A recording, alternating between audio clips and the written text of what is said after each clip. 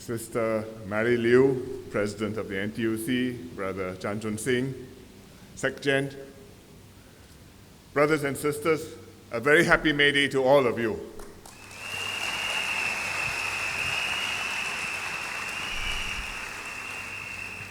Brother Chun Sing hasn't invited me to join the union yet, but he has done the next best thing, invited me to speak at the May Day rally. So here I am, and we celebrate together. But this year, we are celebrating in a slightly cautious mood, because you look around us, the global economy is still slow. All the big economies, America, Europe, Japan, all have different economic problems. Even China has slowed down. And around the world, workers are feeling anxious and worried. Which is why, if you look at other countries' May Days, it's not May Day celebrations, it's May Day demonstrations. Very different. But in Singapore, we are anxious, but our situation is different. Recently, I met some union leaders for lunch to hear their views. And they spoke frankly. Industries like PSA, marine, oil and gas, electronics, these have been affected, slowed down. Sister Jessie O at SPWU, I asked her how things were. She's been there, many ups and downs in the union. And she said, well, a bit scary, because there was one day, 3 shifts, 2 shifts, no ship. So they brought the workers down from the key cranes and took them from Tanjung Pagar all the way to terminal to Pasir Panjang, do learning journey, and do something productive while waiting for the ships to come. But it's worrying for the port workers. In some sectors, there's retrenchment. And those who are retrenched, many find jobs back again, but some find it difficult to get new jobs because of a mismatch of skills and expectations. And we are particularly concerned for the older workers looking for new jobs. Not just rank and file older workers, but also the PMETs as well. So in Singapore too, we have anxieties, but it's not all doom and gloom in our economy. In the other sectors, union leaders were more optimistic. ICT, finance, insurance, healthcare, AUPE, they're all right. Still seeing new investments, job creation. I think overall our growth will be slower this year, but we are not going negative. We should still get positive growth. And it's quite unlike other countries where they have a shortage of jobs. Here we have a shortage of workers. So our unemployment rate is low. Our residents, when you look at the retrenchments, many of the retrenched workers are not Singaporeans. So Singaporeans actually at less risk of being retrenched. So overall, there are bright spots in our economies. The NWC is currently deliberating. I think some of the NWC members are here today. I'm sure NWC will take this overall picture into account in their deliberations and their recommendations. And I would say, in fact, yes, whether you are a company, whether you are a worker, whether you are the government, you have to take a long-term view of things. Not 1 year by 1 year, but look at it several years ahead in terms of a long-term partnership. There was one union leader who shared with me what one of his companies was doing, and the members told him. The company had had a bad year, so the members were expecting no bonus this year and didn't push for a bonus. But the workers were pleasantly surprised when the company nevertheless gave everybody a 1-month bonus. As times are tough, but we appreciate you. This is just to remember you. We hang together. So it builds mutual trust and understanding. And if we can do that, then I think we can ride the changes in the world together. I hope that many employers and workers will share this attitude, work together. Don't just push hard. When business is good, workers push hard.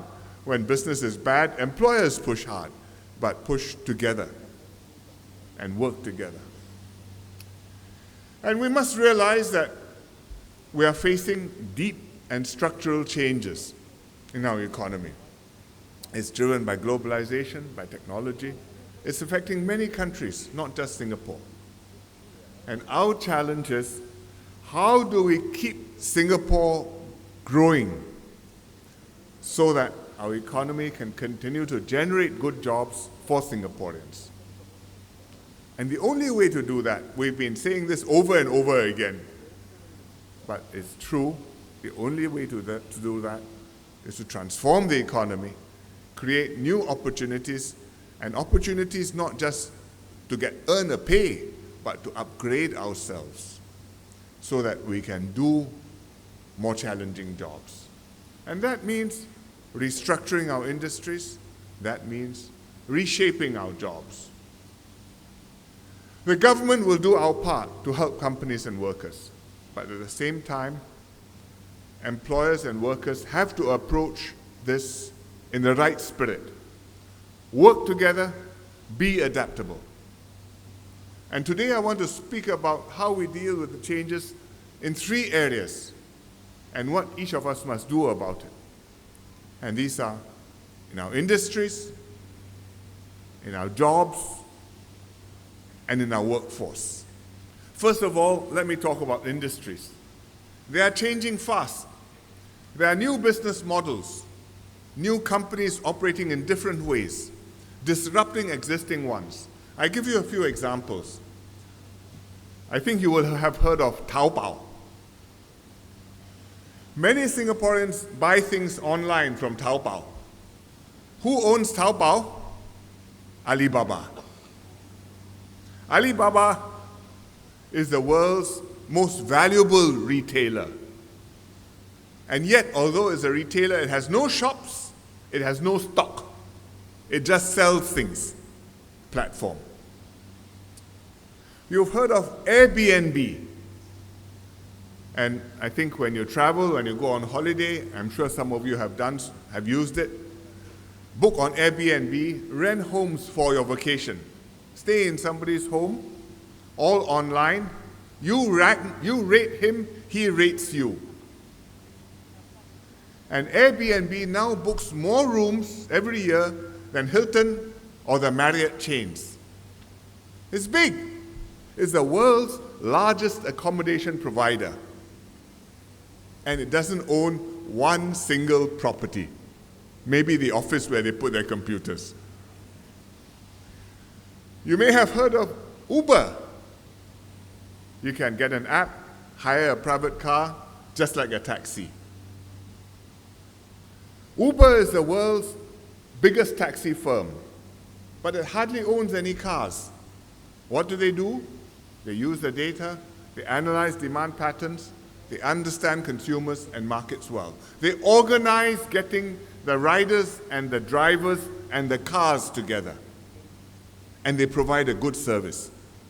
Very challenging for existing taxi operators. So all these new ways of doing business have disrupted our old models and processes and our existing companies. So Singapore retail stores are competing with online platforms like Taobao or Amazon. And Comfort and Delgro, they are competing for passengers with Uber and Grab. What do? I don't think we can stop this phenomenon, and I don't think we should try to stop it. Can we put up a great Singapore firewall, block Amazon and Taobao? Can we ban ride-sharing and taxi booking apps like some other cities have done? Maybe you could try. You probably won't succeed, and certainly you will end up hurting ourselves. Because these new businesses, we are all consumers, we're all commuters, we're all using these businesses, services, improving our lives. because they make things more convenient, they give us more options, better deals, and also they put pressure on existing businesses to do better. So now with Uber and Grab, we have more user-friendly taxi booking apps. The booking apps improve, and I think the service will improve also. So what we can do when we have industries changing is to make sure that the new business compete on fair terms with the existing ones. With Uber and Grab, we reviewed our rules, ensure a more level playing field with traditional operators. Make sure there's proper regulation, not too much, but just what is needed. Drivers to be properly qualified, have clean records, protect commuters. Beyond that, most fundamentally, I think we can help our industries and companies to compete better, support them in transforming, help them to change, don't help them to resist change. So that's why this year's budget, Brother Swee Kiat was very generous and put aside $4.5 billion over 5 years for an industry transformation program. What does it do? Industry transformation. Help industries use R&D, use technology in order to adapt, in order to be able to prosper, to be competitive. And if they are creative, if they are bold, even help them to find new models, new processes, outcompete others. Be the disruptor. Don't just sit there and let other people disrupt you.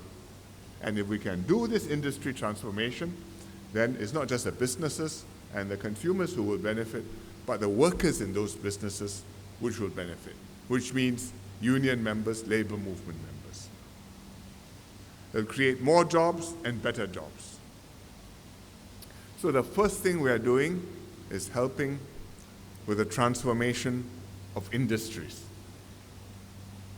Secondly, as the world changes, the jobs that our people have will also change.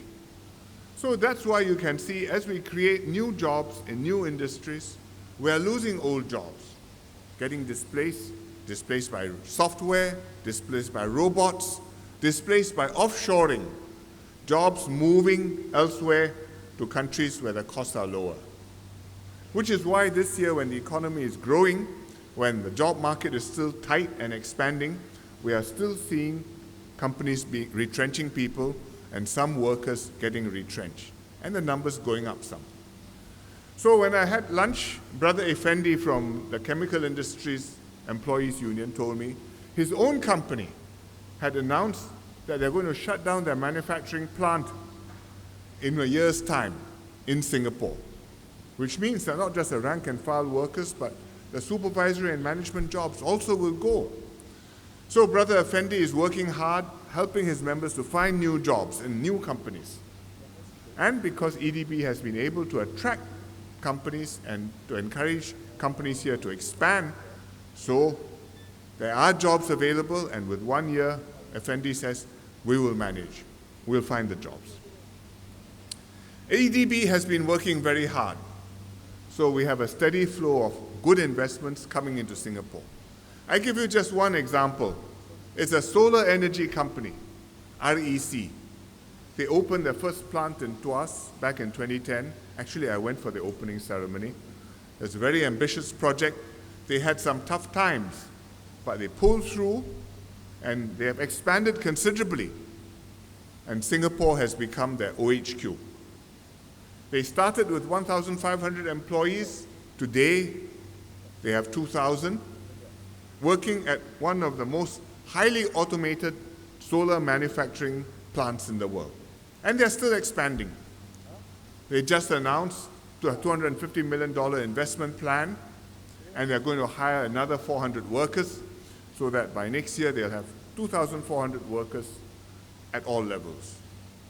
So we have new jobs. The problem is not enough jobs.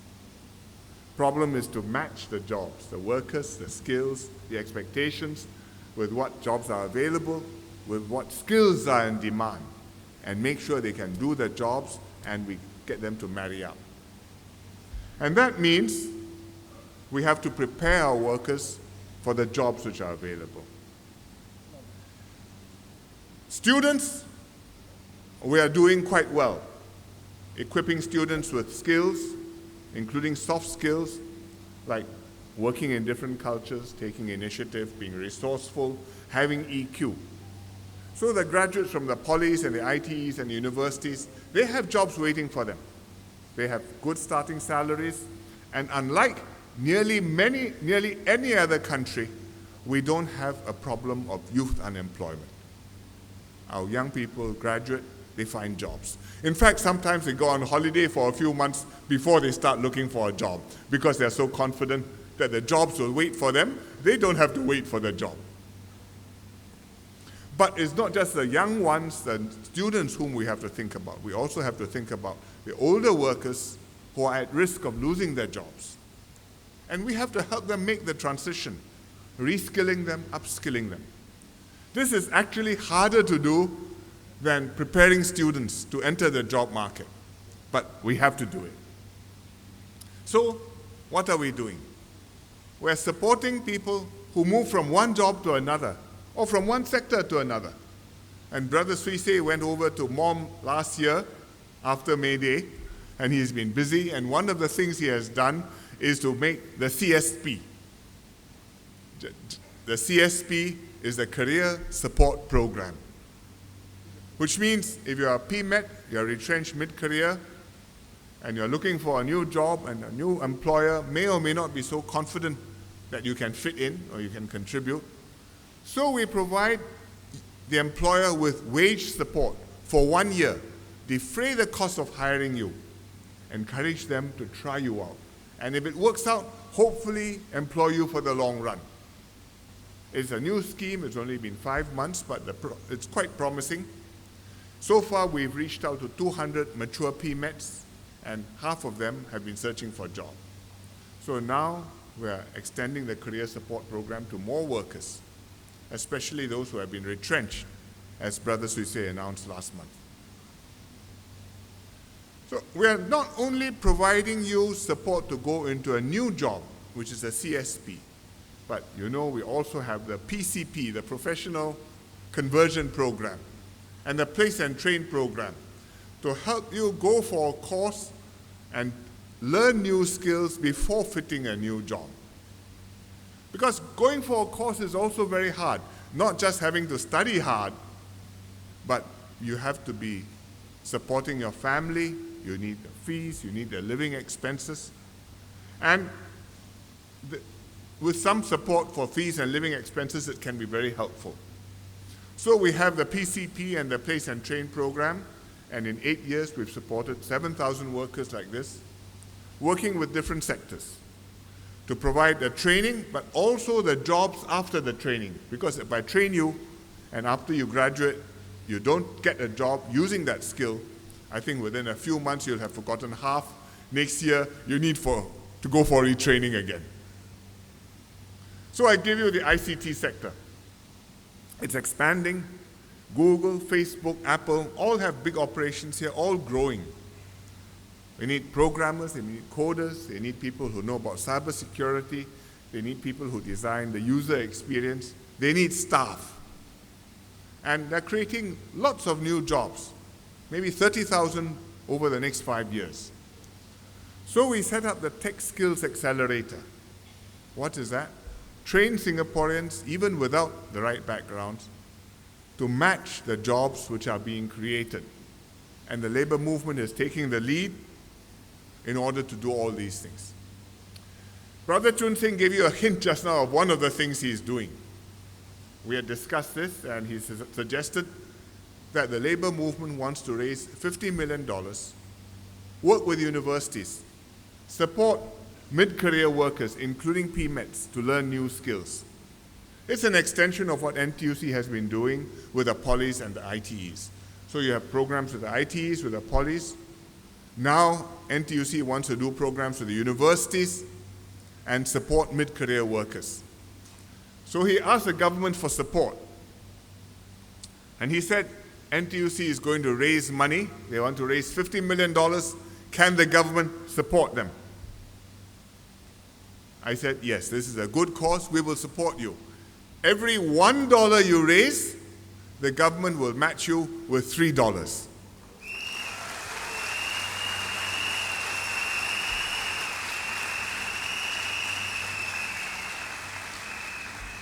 Up to $50 million. So if you can raise $50 million, I will write the check for $150 million.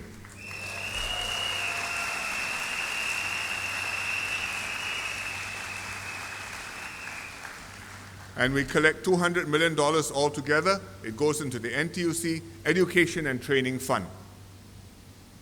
What will you do with it? You will do programs with universities. And the first program would be partnering NTU. So you'll have an NTU, NTUC program.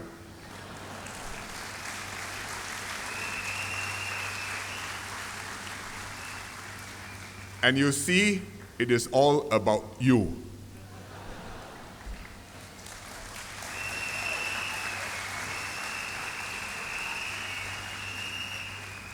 Why does it make sense? Because the NTUC knows what the workers need and how to get the workers moving and involved in this. On the university side, NTU has the expertise in continuous education, that means training older people, and in what they call technology-enabled learning, putting the materials online, using videos, using interactive means, reaching out to people who are not physically in the university. So you work together, they will start with short courses to help working people keep up with technology, and they will expand and add more courses over time and hope to reach 30,000 people a year. It starts with NTU, but there are other U's in Singapore, and NTUC will work with the other universities over time as well. So this is a good first project. I wish it every success, and I hope that professionals and others, PMETs, who are likely to change jobs or who want to prepare themselves for the future will be able to take advantage of it and benefit from it. But that's not all, because the Skills Future includes many more schemes. And Brother Swee Se is expanding the number of schemes in MOM. He's expanding the number of alphabets in MOM and acronyms. And if I were to tell you all of them, we would be here all day. But all you need to know is we are going all out to help all of the workers to upgrade, uplift yourselves, get new jobs, get better jobs. So the unions are doing all out. The government is working hard. What is necessary is a third leg. Individuals, workers, you, please help yourself. Because we have all these schemes, we have all these investments. Make full advantage of it. So from time to time when people ask me, how about unemployment insurance? Or when MPs in Parliament ask, how about unemployment insurance? Because when they're looking for a subject to speak about, this is an evergreen one. The answer is, I tell them, actually, we have something even better than unemployment insurance. Because unemployment insurance, the worker has to pay out of his salary, maybe 1% of the salary, for the insurance, and then when he gets unemployed, you are subsidizing him, helping him to stay unemployed while he looks for a job. Ours is different. The scheme is not paid by the workers or the employers. It's paid by the government. And the scheme is used not to help you stay unemployed, but to help you get employed. Get a job. Upgrade yourself. Make yourself more valuable. So, support this. Make the effort. We will be there with you.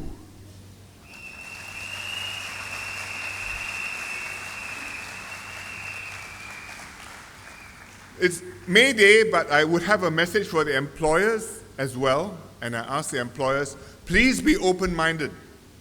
You're looking for workers, not enough workers, So many taukees tell me, I have the business, I can't find the workers, please give me more workers. But actually, there are some more workers out there. What you need is the skills and the fit. And the government is helping to train those workers to have the skills and to make the fit for the jobs which the companies have. So the message to the companies, please give a chance to these workers, especially those who are changing jobs. Their knowledge may not be specific to the industry or to the company, but they have developed other useful skills.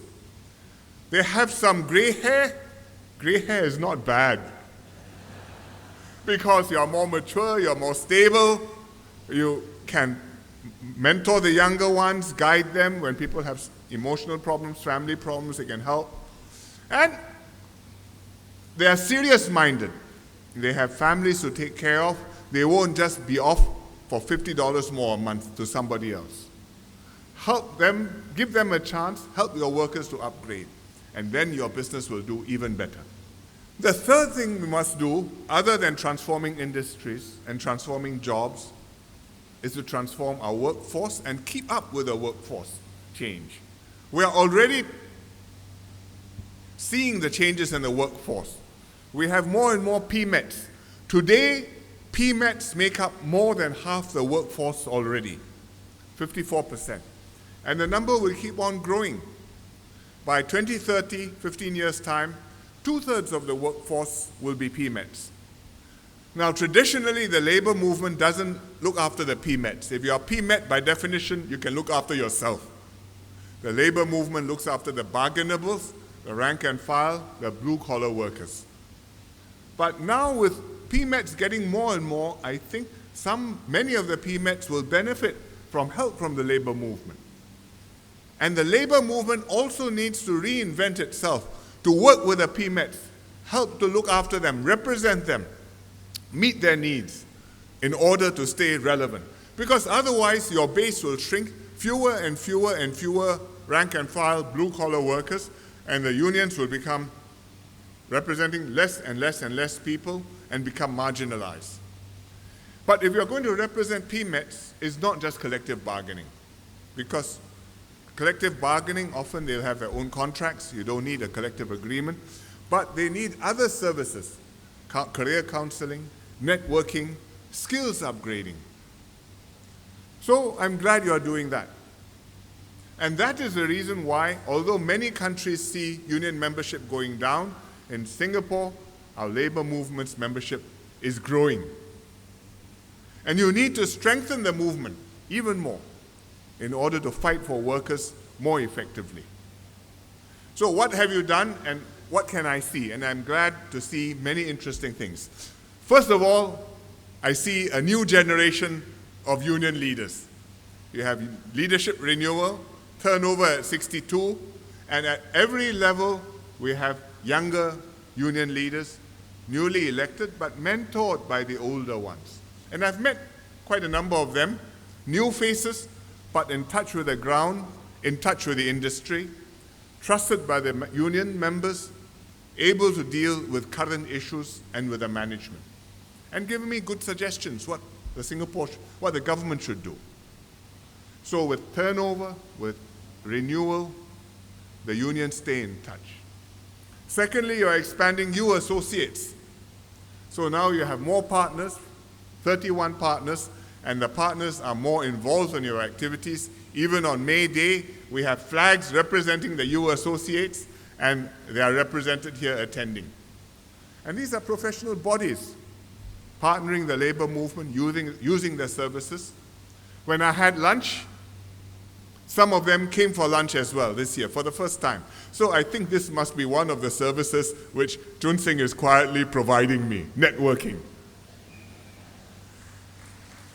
And I had a good conversation with them. They shared how they're already actively helping their members, career counseling, linking them up, dealing with employers, helping workers to find new jobs if they lose their existing jobs. So unions reaching out to partners is a third important thing. Second important thing. The third important thing is that the unions must make progress representing more PMETs, more workers.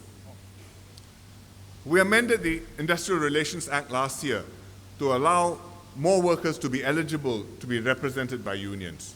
And the unions are negotiating new CAs to include PMETs. But it takes time, and I think some employers are still a bit cautious. They are not sure, but I encourage employers, take courage, be bolder. Don't believe that if you don't have the labor movement involved with the PMETs, you can deal with the PMETs one by one and you will have no problem.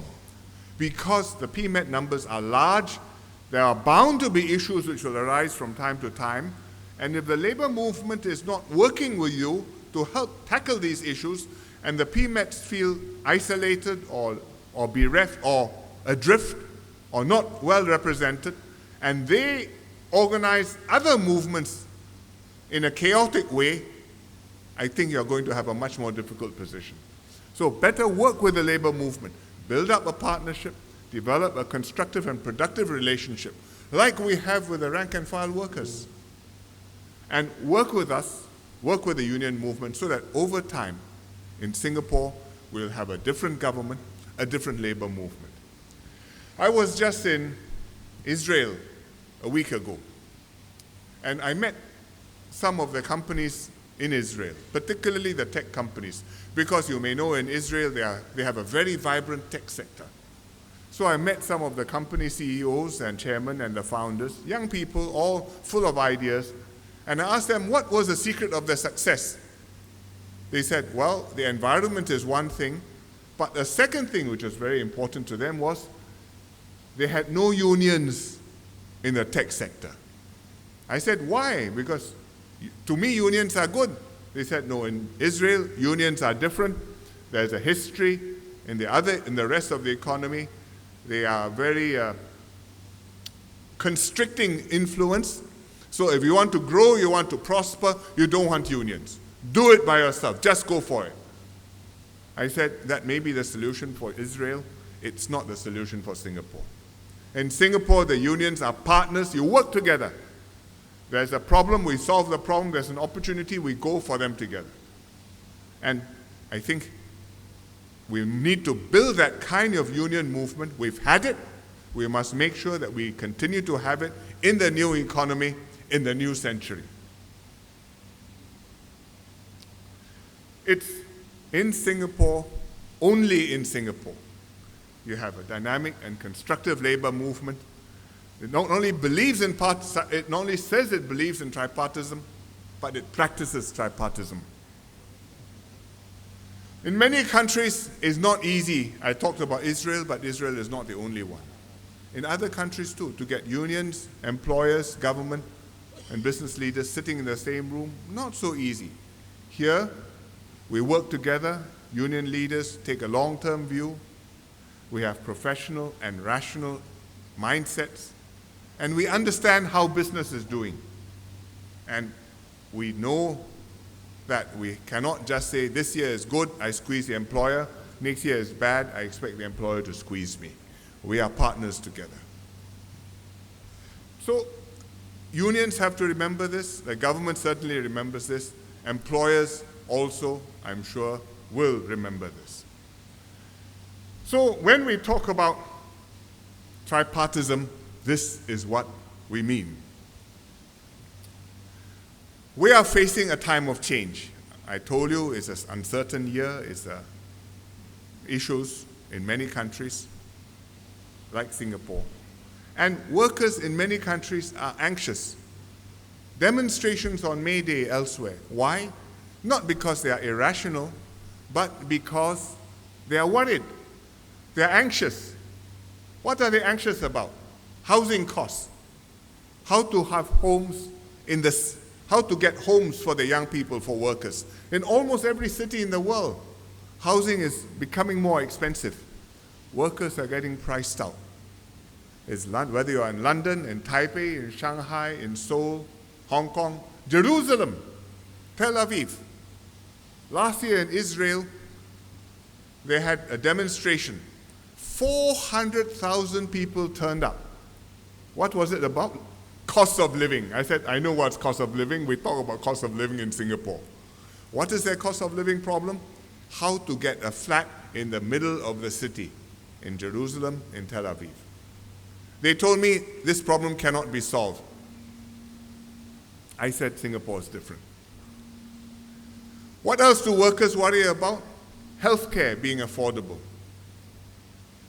They worry about medical insurance. If you leave your job, you may lose your medical insurance. They worry about retirement. You have pension schemes, but whether the pension schemes, whether it's funded by your company, whether it's funded by the state, many of them are going insolvent. Not sure they can pay. They are pretending to be able to pay. When you grow old, you will find out whether the money is there or not there. Problem. People are worried about pay because in many countries, the workers' pay hasn't really gone up for a very long time. They are worried about their children's future. Their lives are okay. Will their children have lives better than them? These are also problems which we have. But the one difference which is vital in Singapore is we have found effective ways to tackle all of them. So housing, when the Israelis told me there's no solution, I said, I have a solution. HDB. As long as you work, you can afford your own home. And you don't even have to pay out of your cash salary. From CPF is enough. Healthcare, we have 3 M's. We have MediShield Life. We have the PG package. We have Enhanced Charge MediSave top-ups. Retirement, we have CPF. We have CPF Life. We have Silver Support, first payment coming up in July this year. Jobs, we've been supplementing and raising the pay of the lower income. Workfare, the progressive wage model. If you look at the statistics, the wages have been going up. Education, we have a good education system. We're preparing our children for the future. And our children will have jobs and opportunities waiting for them. It's not whether you have a degree or not, but whether or not you are working, you have skills, and you can demonstrate your performance. So that is the big difference between other countries and Singapore. Challenges we share. The attitude, the confidence, the assurance that we can tackle these problems, I think in Singapore we do better than others. So we have to take the challenges seriously. But we can be sure if we work together, we will overcome these problems. The government is ready. The labor movement is ready. The people also need to be ready, and I think the people are ready. You have supported our programs. You have voted for them, and you have voted for the team to work with you, including especially last year in September at the general elections.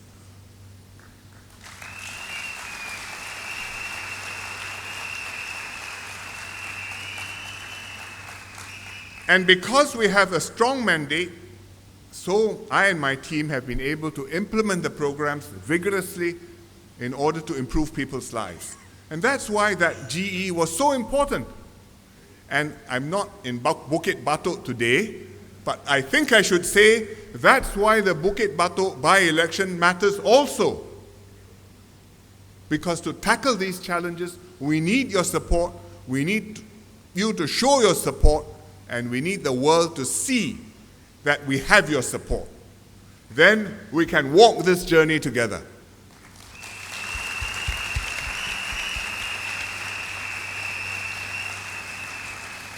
And then we can celebrate May Day in a confident, assured mood for many years to come. So happy May Day to all of you. Thank you.